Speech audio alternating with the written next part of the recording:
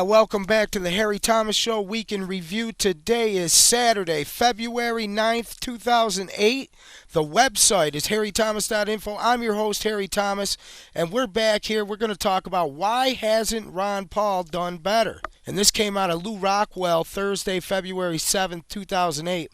My optimism about Ron Paul was based on my view that he would start out with a base of about 10%, the soft libertarian vote. In a sharply divided field with an extremely mediocre group of rivals, it seemed possible that if he caught fire, he could get to the mere 25 to 30% he needed to win some early primaries. Then anything could happen. Actually, that base projection was not far off. Leaving aside caucuses, he did get 8% in New Hampshire, and even at a later date, he got nearly 7% in New York. The media, of course, has ignored those strong performances. First of all, he could have done better, but first, there was a nearly total media blackout since about 3 days before the Iowa caucus. The media just ignored him.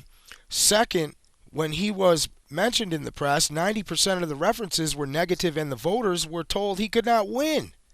Third, too many voters view elections like a horse race where the goal is to pick a winner. Fourth, his platform has more support in the general population than the narrow confines of the Republican primary vote. He's gotten very little support from evangelicals or the elderly people. Fifth, he is not telegenic enough, and some people think he's too old. However, he's fit as a fiddle. He is an MD.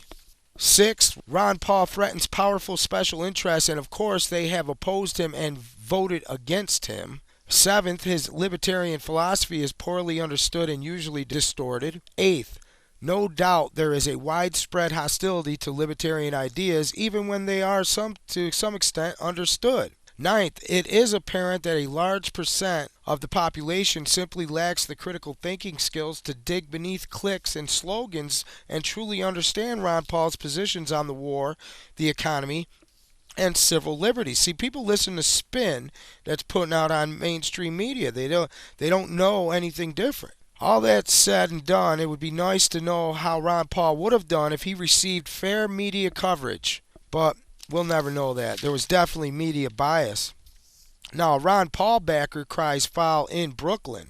Steve Miller, a 27-year-old Brooklynite for Ron Paul, called in to report that poll workers at the PS 180 wrongly informed a voter who wanted to cast a ballot for the Texas congressman that there were only 2 Republicans on the ballot.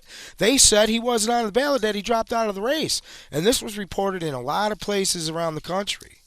And in California, there was election fraud reported. And there was one poll worker that said this guy went to film.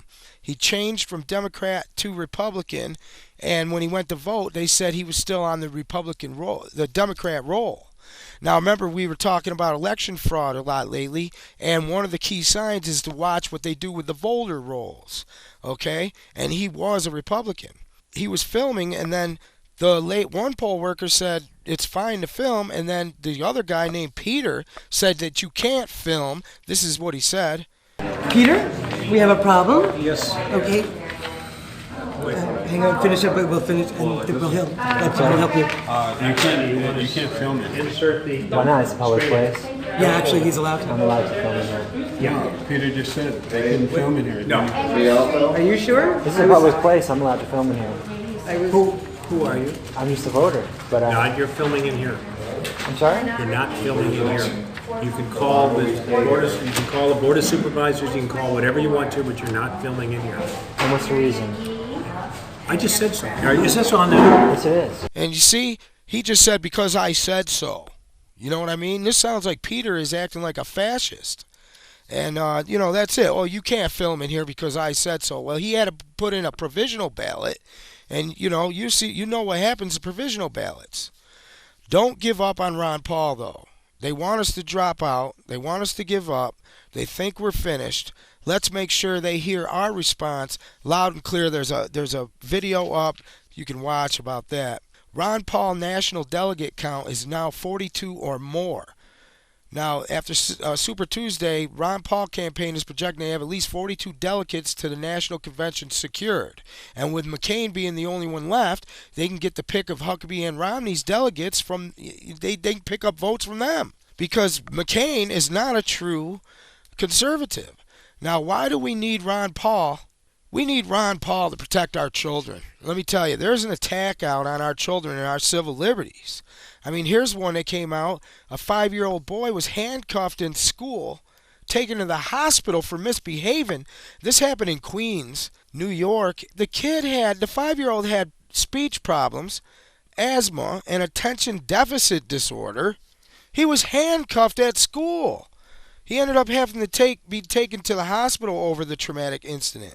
Now, Naomi Klein said on tasers, why talk when you can shock? And tasers are not a replacement for guns. They're a replacement for talking. And that's what it is. They're not being trained to talk people down, take control of the situation. They're just shooting nilly-willy. And if it happens in a cell, they would call that torture. If it happens on the street, we should not be afraid to call it torture, said Klein, who is the author of Shock Doctrine, The Rise of Disaster Capitalism. They were talking about this at the University of Toronto because Toronto Police Chief Bill Blair requested that 3,000 officers be armed with the electroshock guns. They say that they're safe, but during clinical trials, people who are zapped are in a calm, healthy state, and that is not how it happens in real life. People's adrenaline is up high. People are on drugs sometimes. They're drunk, and they're just killing people. There's been over 300 deaths. Oh, vaccine companies, this is another way they're coming after children. I tell people not to take them. Investigated for manslaughter. This is over in France, with the anti-hepatitis B drug was used in a vaccination campaign in the 90s between 94 and 98. And almost all newborns were vaccinated against the hepatitis C drug. And this was really bad. People died after receiving vaccinations. So, and they've been pushing that flu vaccine, and I told people, they're saying they're going out to get the flu vaccine. I said, don't do it. Don't do it. You're going to get sick. And sure enough, they come back and said, Harry, you're absolutely right. I was sicker than I ever was. And they're just pushing right forward with this police state and this Big Brother stuff. Now, Florida cops are using a serial killer as an excuse to take DNA swabs at traffic stops. Now, the DNA kits are in a hunt for a serial killer. The agents are using the DNA kits to collect as much DNA as possible during traffic stops and special operations in hopes of making a match. The DNA kits are also being used in prostitution stings in the area. And we were talking about all kinds of stuff where they're going to be doing drunk driving tests, breathalyzers at traffic stops. They're taking blood from suspects, these DNA swabs. When is it going to stop? I'll be back in the next segment. Willie Nelson spoke out, and I've got some very sick stuff on sex rings. Thanks for listening. It's freedom, baby. Yeah. Want nothing more than their freedom.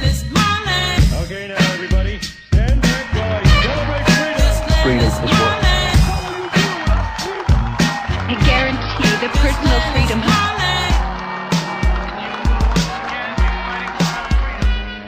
Time to wake up, America. Open your eyelids. See beyond the bureaucratic cloaks and disguises. They're posers and liars, always probing and spying.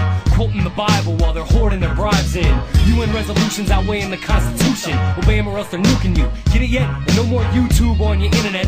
Power's deriving from loopholes within the text. Forget the rest, it's time for a change. Dr. Ron Paul's rewiring brains to enlighten to the spite that's at stake. You better get your weapons licensed today before the rest of your rights are erased and more of our young soldiers' lives are at stake. They say relax, we're your leaders, come on, we wouldn't lie to you. To be safe, we need to stick this microchip inside you. Spread your feet a little wider. Any weed or psilocybin? You were speeding, sir. Cavity searches are required. If you don't like the state taking food off your plate, say vote for Ron Paul in 2008. And if you don't want the IRS repossessing your place, then vote for Ron Paul in 2008. We got troops in Afghanistan, troops in Iraq. Where's our troops at if we do get attacked? Troops out in Africa, troops in Korea. Where our troops gonna be if they do come over here?